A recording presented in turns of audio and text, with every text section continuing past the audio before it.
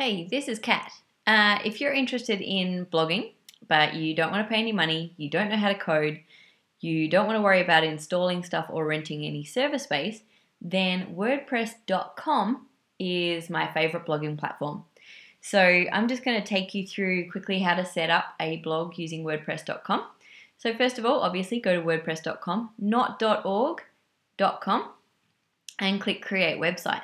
All right, the first thing we need to do is pick a theme.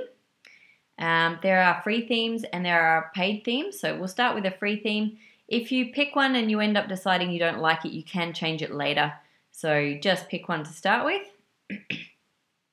I might just go with Pen Scratch. So here you need to pick a domain name. So the domain name is the web address. And to get one for free, you'll end up with the extension wordpress.com. So I might go catstam and it will see if that's free. So catstamblog.wordpress.com is free to use. If I don't like that, I can try something else, but I'm just going to roll with that one for now. Then we've got to pick a plan that is right for me. I'm going to go with the free option. And I need to create an account. So start by putting in your email address, choose a username and a password.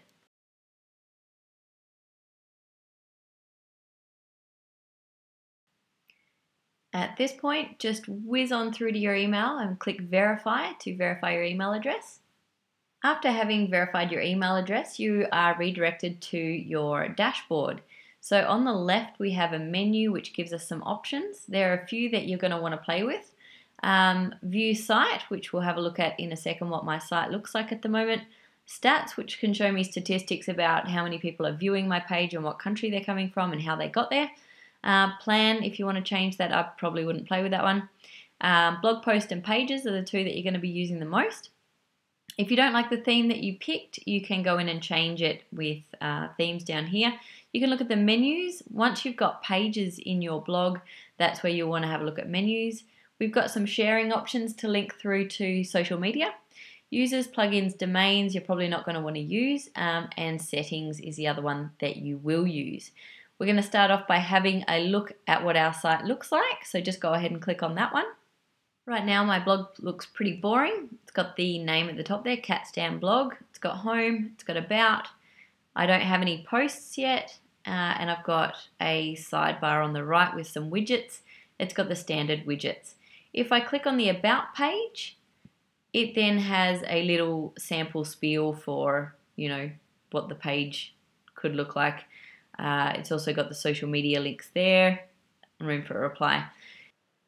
So we know our site's ugly. It's about time we go and do something about it. So if you go back to your dashboard and let's go down to settings to start with. So on the site settings, we have a few different menus here. We've got general, writing, discussion, and analytics.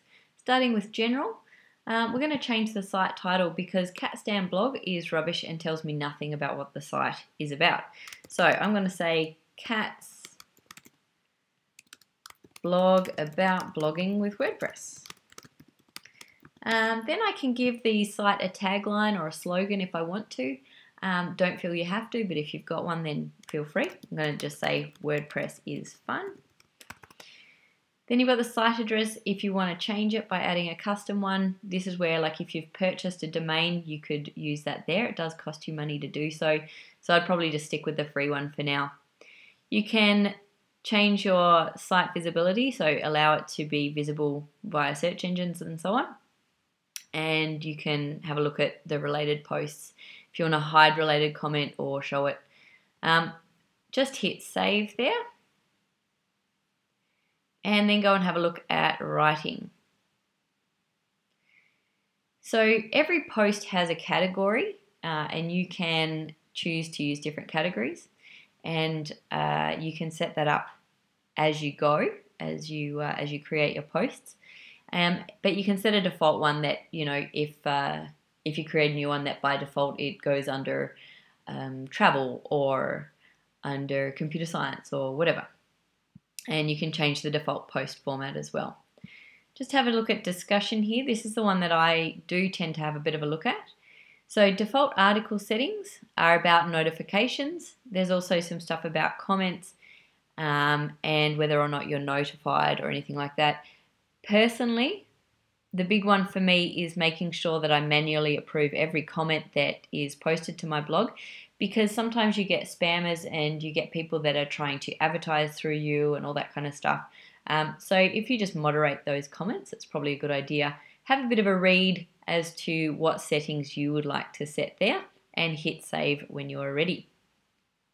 Don't worry about Google Analytics at this stage. Okay, so now we're just going to have a real quick chat about posts and pages. So posts are the things that are going to pop up in reverse chronological order on that very front page of your blog, and pages are the things that are a bit more static. Just start off by clicking on pages. I want you to click on about, and I want you to write a little blurb about yourself. After that, in the next video, we are going to have a look at actually writing posts. To get back to your main dashboard, for a start, just hit My Site. Stay tuned for the next video.